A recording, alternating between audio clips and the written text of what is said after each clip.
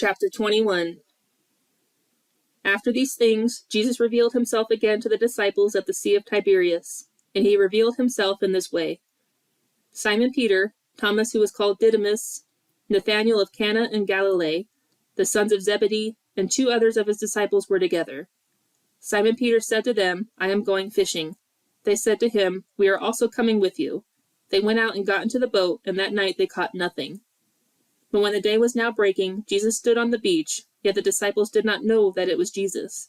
So Jesus said to them, "Children, you do not have any fish to eat, do you?" They answered him, "No." And he said to them, "Cast the net on the right side of the boat, and you will find the fish." So they cast it, and they were not able to haul it in because of the great quantity of fish.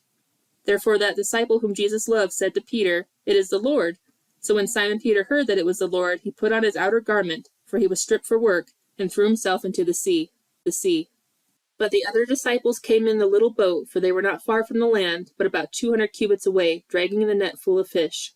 So when they got out on the land, they saw a charcoal fire already made and fish placed on it, and bread.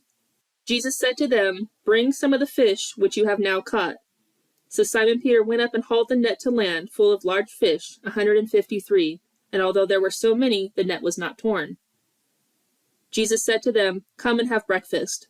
None of the disciples ventured to inquire of him, "Who are you?" knowing that it was the Lord. Jesus came and took the bread and gave it to them, and the fish likewise.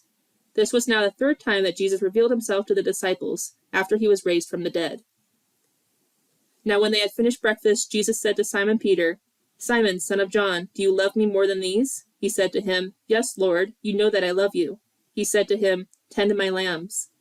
He said to him again a 2nd time, "Simon, son of John, do you love me?" He said to him, "Yes, Lord, you know that I love you." He said to him, "Shepherd my sheep." He said to him the 3rd time, "Simon, son of John, do you love me?" Peter was hurt because he said to him the 3rd time, "Do you love me?" And he said to him, "Lord, you know all these things, you know that I love you." Jesus said to him, "Tend my sheep."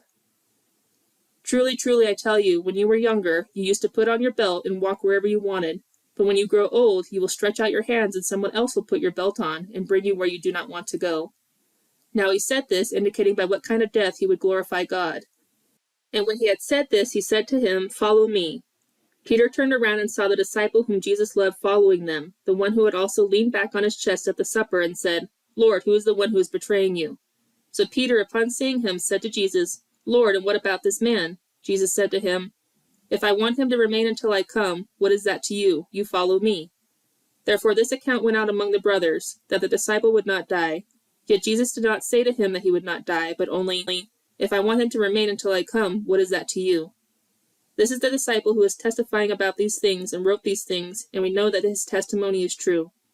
But there are also many other things which Jesus did, which, if they were written in detail, I expect that even the world itself would not contain the books that would be written.